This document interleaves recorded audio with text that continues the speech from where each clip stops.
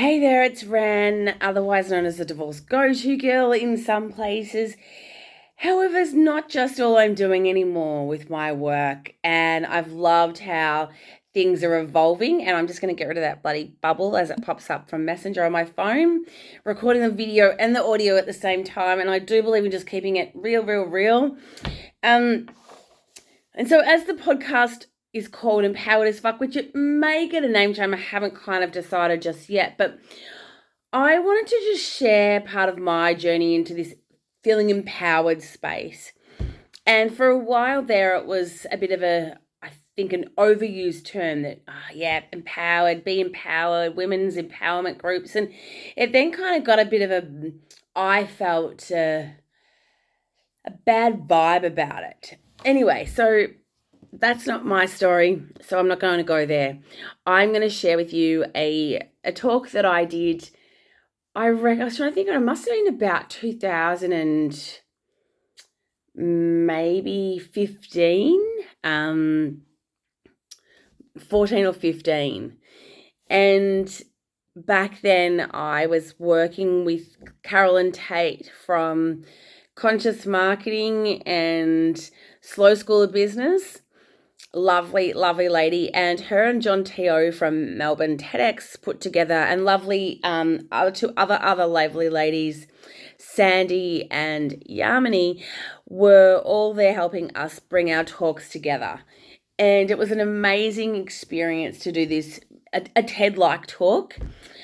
And I wanted to share how I rocked my divorce. Now, jump back 10 years ago, a decade, when it all came crashing down as I knew it, right? I was a red hot fucking mess. I was riddled with anxiety and depression. At the time, I didn't even really want to get out of my pajamas. Thank God I was working from home, running my travel business. And it was just awful. Now, jump back, oh God, when was it? The November of 2011, I'd come out from having some knee surgery. And even before that, when I went to the knee surgeon, and he said to me, "Oh, you're going to need to have this knee realignment." I was like, "What the actual?" And when he told me, I felt this, almost like this moment where you skip a breath and life kind of stands still, like almost sliding doors in a way. It's a moment in time where you just, I think, if you make a different decision, you've got this totally different life. And I knew in that moment when the surgeon said that you are going to have to recover from this surgery for I think he said it was a full 6-month recovery, but I would be in a leg brace for a minimum of up to 12 weeks, I think. And I just went,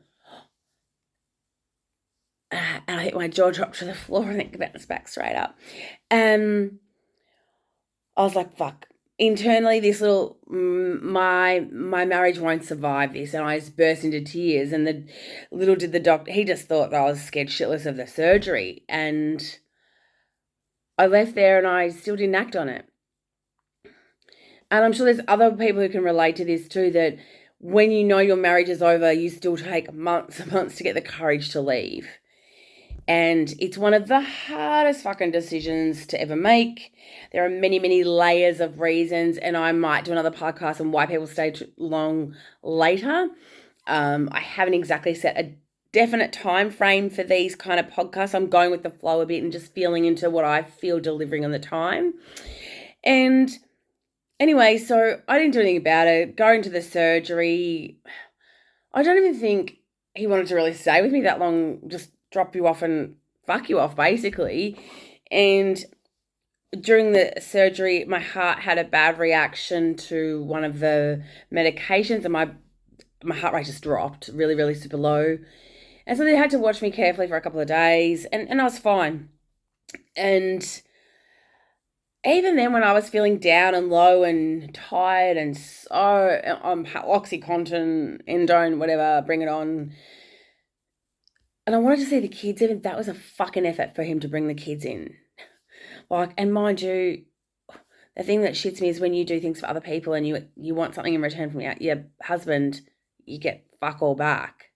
It just goes to show you by their actions how shit things really are, because people show you who they are. And like that's back then, right? We're all different people now, and this is just my version of the story. And anyway, so things weren't that great, and then I'm out of hospital and literally get smashed emotionally from the moment I get out of hospital, staying at his mum's place, and all I could hear while I'm recovering in the bed is how hard it was for my then husband at the time. And I was like, are you fucking kidding me? I'm the one who's had the surgery, right? Both kids are in full-time daycare because, we know that that's what we had to do. And we're staying with his mum, so we didn't have to do anything. So give me a fucking break. And I heard this every goddamn night. And I was just like, oh my God, here I am, so dependent on everybody. I couldn't shower myself. I struggled to do bloody anything. I was getting around in pretty much a kimono type, moo top thing because I couldn't bloody do anything. And I was in pain, and anyway, that was then, and I really had no idea what emotional abuse was back then, but that's kind of the start of my journey into feeling anxious and depressed and confused as fuck and wondering how the hell I had allowed myself to get into this place. And I had no idea what to do. I had no family support immediately around me. I had some friends, but they had kids and didn't want to bother anybody else, right? And I'm sure if I'd asked and said, hey, help, people would have been there. Anyway, it was shitty. I tried to get my shit together and feel like I was making an amazing recovery because I'd actually cooked dinner and, just in agony for so long. Anyway, that was, the October. And it wasn't until, I think, even jump forward 4 months, 5 months, by the time I get to the doctor, because I've just got nothing left. I wasn't sleeping properly, and that was due to being hit by a car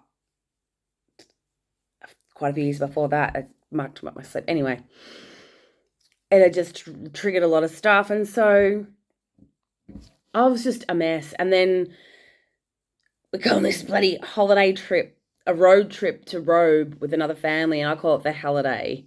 It was fucking living hell with this other couple. This other chick who came along with us just interfered, was an absolute fucking cow to me. And they knew I wasn't that mentally and emotionally well. Anyway, so I had nothing left to give. I felt even when I saw my friends at the pool swimming lessons, I'd look at my girlfriends and just nothing left. And the time came, and one night, I don't know how I got my shit together a little bit. I'd been working with a coach that I knew, and I just went, oh, fucking had enough. I'd had a glass of wine. I went, you know what? Enough of the emotional abuse. There's the fucking front door. Done. And the funny fucking thing was I went to get the keys off him so he couldn't come back in the house because I knew he probably wouldn't. He thought I was trying to get him to stay, dickhead. Anyway, God bless. And that was, nearly 10 years ago to the day-ish. And I found myself just at absolute breaking point. I don't think I've ever felt so low in my life, so confused and so alone. Scared, all kinds of different emotions going on. And I went into therapy. I was seeing a psychologist. I was on medication, which I knew that I didn't want to last. I was getting acupuncture. I was doing everything I could to physically look after my body. Anyway, jump forward some time, and I really just dived deeper into the spiritual side and started to really get my shit together. When he left, it was like more relief than grief in the end, because it had just been such a head fuck. And I mean, things went pretty much pear-shaped. Like I felt the whole family did a 360 on me, not just a 180, but a 360. And was, as I said, I was a mess for quite a little while, but I took myself off to Adelaide to have my pity party. That's where I went for my pity party. My dad and stepmom lived in the McLaren Vale. Hallelujah, red wine. But it was still hard because I just still felt anxious and it was awful flying over. I wanted to take my Reading wing off and chuck it in the bin. I took it off at the airport and just put it in my wallet. And just the whole flight, an hour to Adelaide, I was doing mindfulness body scans so I could just cope with this fucking flight. And then when I landed, I just like collapsed into Bev's arms and just, oh my God. And that's pretty much what the weekend was. Every now and then I just burst out into tears and go to Dad or go to Bev and go to the red wine. But we, got out and did stuff, and I guess, sort of had to push through in a way. And so coming back to Melbourne, that was 4 days later, seeing the kids, and then I even remember toasting with my then husband, here's to a good divorce, a glass of Pinot. Let's do this. But it literally went fucking pear-shaped. And for whatever reason, I don't know why. I mean, I smashed our photos.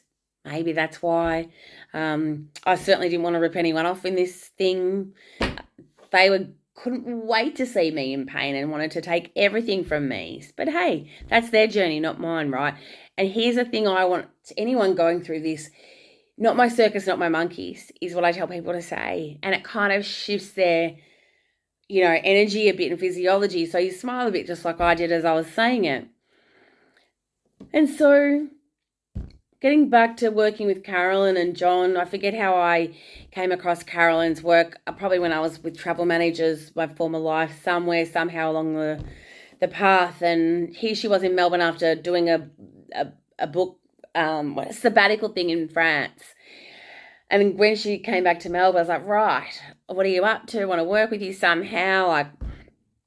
And so doing this speaking thing, and that's right, because she'd come to a networking event that we'd run down on the peninsula called Bloom to talk about, I forget what it even was back then, but that's how that networking sort of started. And she then knew that I was, getting into having a bit of a career shift too, because I found my passion when people saw me changing, like, how do you look so good? You just got divorced, And so I was sharing what I'd done.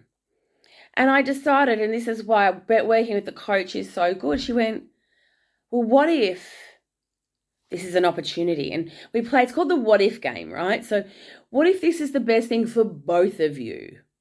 What if it's the best thing for the kids too? What if it's your opportunity for a fresh start? And I went, well, fuck, I can look at it that way or not, can't I?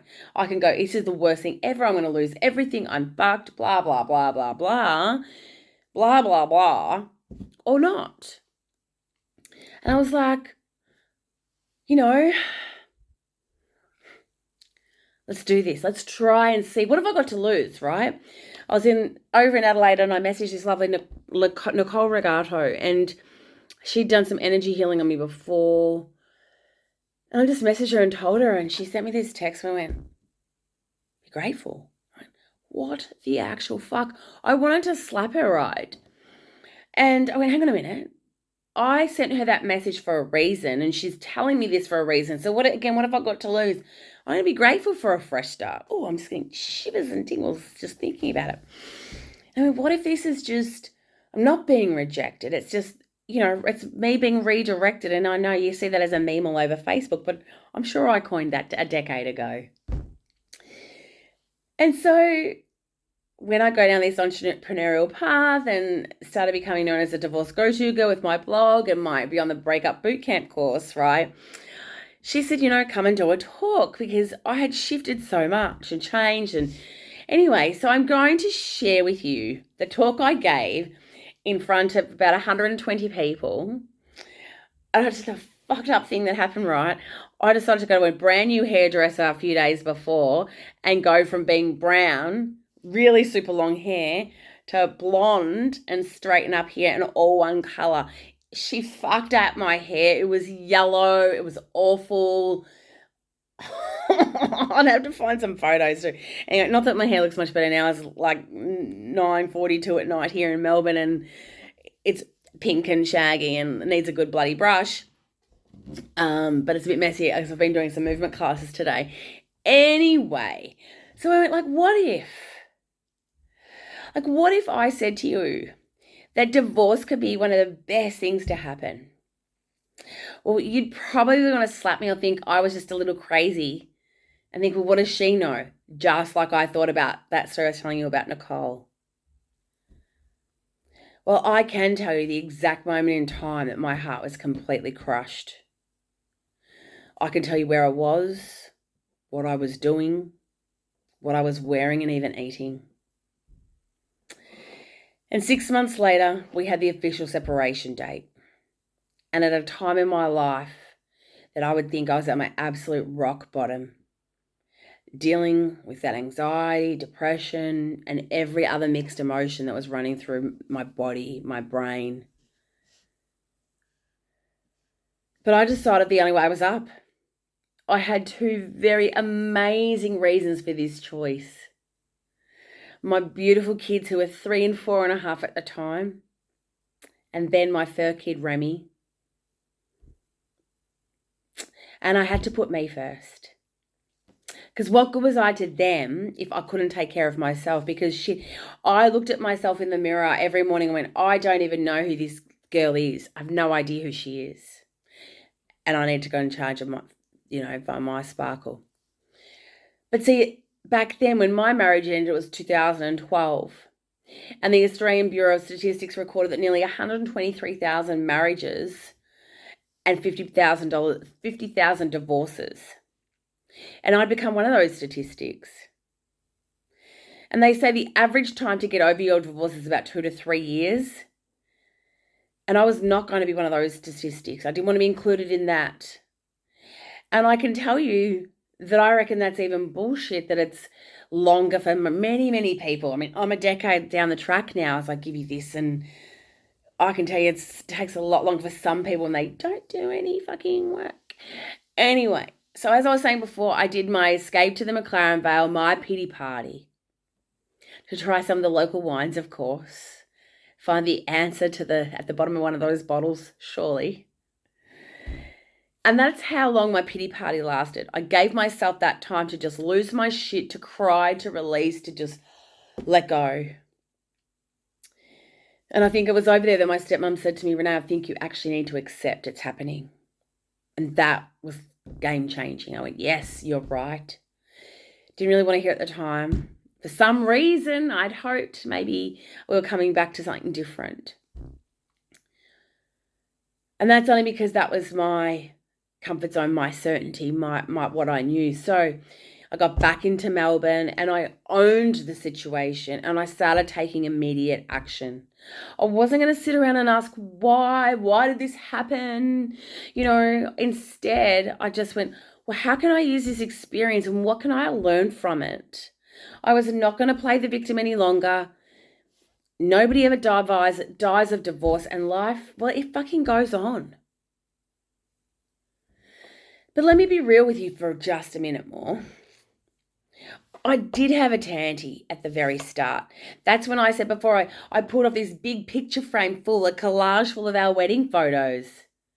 And I took it when he was leaving the house. And this is just after we toasted to a good divorce, right? And I chucked them in the trailer in front of him. Look, not exactly like the coolest of moments, right? And I also text people and called my ex the C word. Yes, I called him the C word. Again, not cool, but hey, we all have these moments. I never said I was perfect.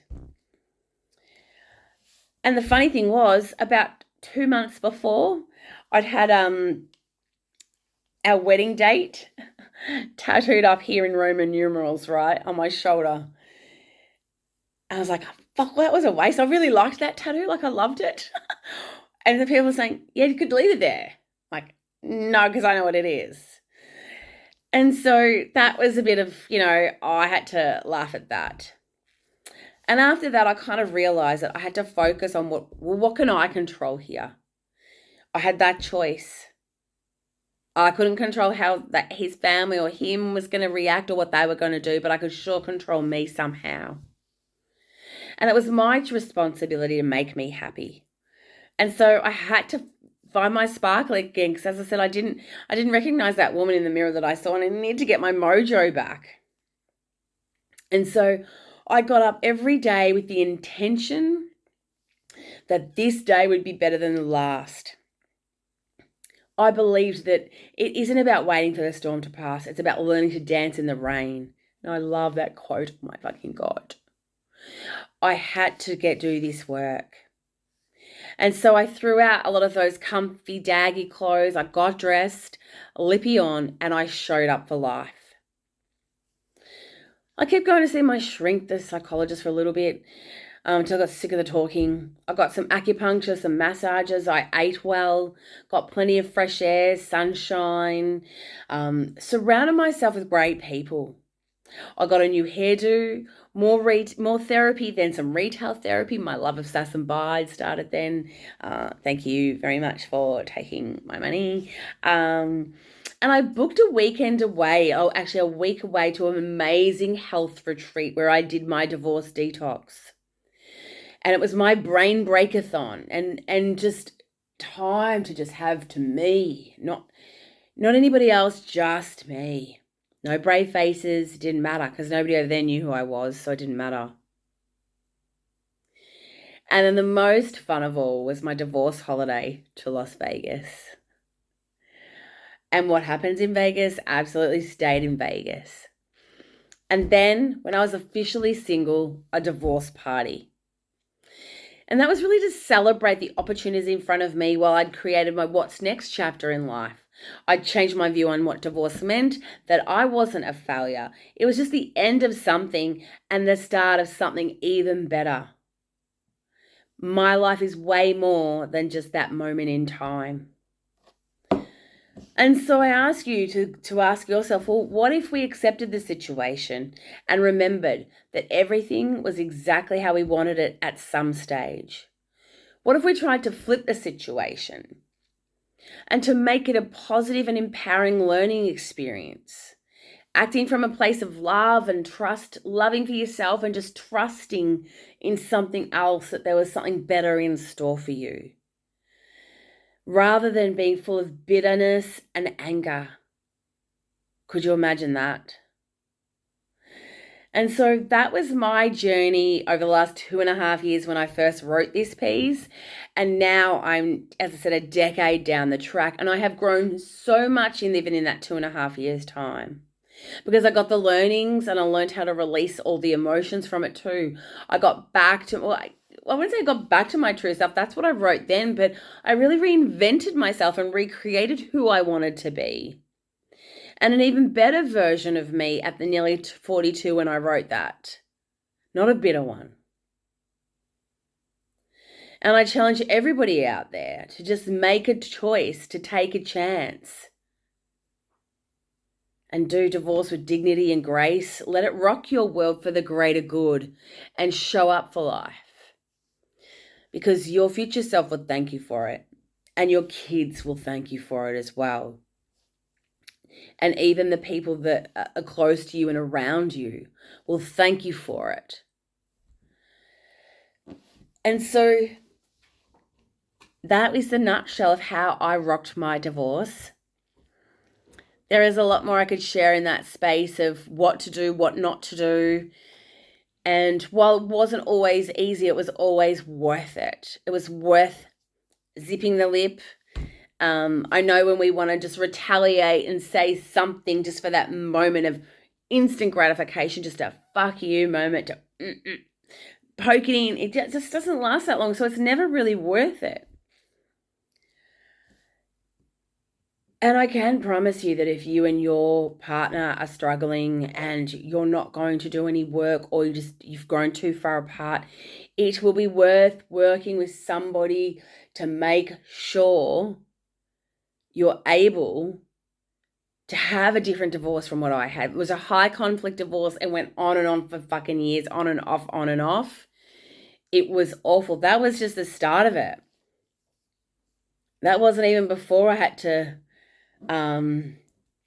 got taken to court, and then I had to initiate court. Like, nobody wants that. I can tell you. Like, sometimes you have to go to court to get your proceedings just done and dusted.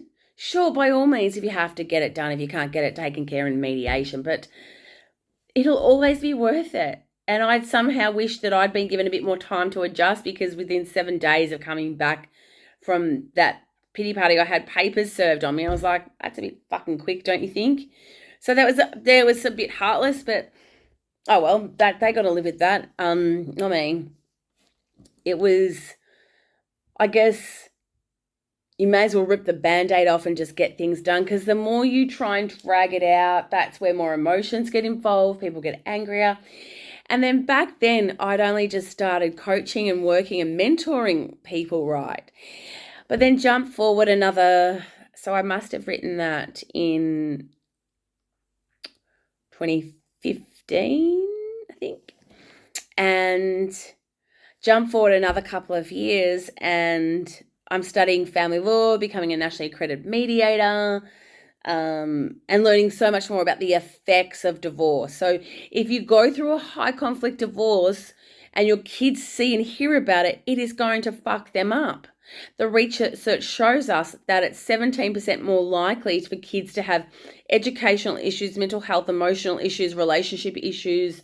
The list goes on, more likely to resort to crime, to drugs, to that sort of thing. So you have got to fucking love your children more than you hate your ex. And by the way, hating your ex takes just as much energy to love them. So don't. Do the inner work, release your emotions, transmute them into the learnings, the lessons, and just fucking stop your bickering. It's not worth it. Obviously, if you've got, millions of fucking dollars and he's trying to take all the millions of fucking dollars, well, that's a different story. But guess what? The court doesn't let people get away with shit like that. And when you go through a divorce, people can say anything, and the lawyers will just they can send you whatever fucking letters they're told to send them and go for whatever they want. But do they get away with it? No. This is why you've got to have a strategy behind all this stuff. Anyway, it's been like 10 years with my divorce. It's been many years, like 8 years working with people in this space too, which is why my work's evolved, because I'm not the same person. So this is why I'm sharing these tips with you all, and I've created online courses from all the work I've been doing one-to-one to help reach more people and create more impact out there. And I do hope that you've gotten some little gold nuggets out of this piece. I would love to hear from you. How can you rock your divorce and just show up for life for your kids and do things differently? Because you don't have to hate each other. It might be hard work to just keep the emotions out of it, but treat your divorce like a business. Make business decisions, not emotional ones. Don't expect your lawyer to be your therapist and for them to understand. I know you ladies, you want to be understood, you want to be seen, you want to be heard. I get it. And you're trying to find a compassionate lawyer. Now, if you're in Melbourne, I've just met a great lawyer. Her name is Stephanie Hope from Saniki Lawyers. So you can look her up on Facebook, Stephanie Hope Lawyer. She is amazing. And another lady who I have worked with a lot and referred a lot to clients to as well is Christy Perdriel at Bennett and Philp. There's so many here. Vic Raja, Cawley Family Law, Annette Lakey from Lakey Family Law, Kelly from KLM Solicitors in Brisbane helped me, was fantastic. There's heaps of good lawyers, and they all have their strengths and their weaknesses. So again, don't use them as your therapist. You might not like some of the information you're given. Stiff shit, it doesn't matter. You probably don't want to hear it. Here's how you know if it's an okay or a good divorce, that both of you are kind of reasonably unhappy with it. Okay? Now, in Australia here, you have to go to mediation first. You can't just go straight to court. So you've got to do this process, get things happening. And honestly, if you are in your divorce, and that should, I reckon, be 3 months maximum.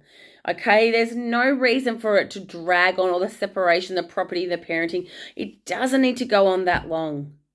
So unless you're using some asshole lawyer that drags it on for, say, 10 months or something, no. Make sure your lawyers are following through with what they say they're going to bloody do. And just make sure you know how to work with your lawyers, because some of them do charge by the minute, every freaking email, every missed phone call. So watch this space. Some of them will take the money from your settlement. So you don't have to go and use some cheap ass legal aid or someone who doesn't, and I'm not saying that legal aid don't know what they're doing at all by any means, but often they're not the most experienced of lawyers there. And that's the reality. And that could be okay too, because they're fresh out of, uni and they want to make their mark in the world. But you need to know this, that not everyone has to specialize in family law to practice it. They just study a module at fucking university. Then some of them can become a specialist, right? So it just depends. And if you're not sure what to ask them, you've got no idea. You just think that they know everything. And these days as well, the courts don't want you to be held up in mediation. They're trying to get shit done quicker. So if you've got someone who's trying to drag their feet a bit, well, your lawyers should know about some case law where the costs get awarded to someone being a dickhead and holding things up and not playing the game. So it can be draining, but don't take it out on your friends. That's why I'm saying do the inner work, right? Do it. It's worth it. You're worth it. You are always worth it. And I can tell you 1,000,001 mistakes that I made too. But hey, I'm not perfect, but I've learned, I think, sometimes the hard way so that you guys don't have to. So anyway, that's it about how you rock your divorce. There's some little tips about dealing with your divorce, and we need to probably do a segment on how to bloody manage narcissists. Well, you need a strategy, clear and simple. Don't trust anything they say. Get into lawyers as soon as possible. Get your mediation over and done with. Just get out, get your orders, consent orders. And even then, sometimes when you got consent orders, they don't even abide by them. Yeah, wonderful space. Anyway, I've loved sharing this with you, and I would love to hear from you any other topics that you would like to hear as well from me. And I'll see you next Monday.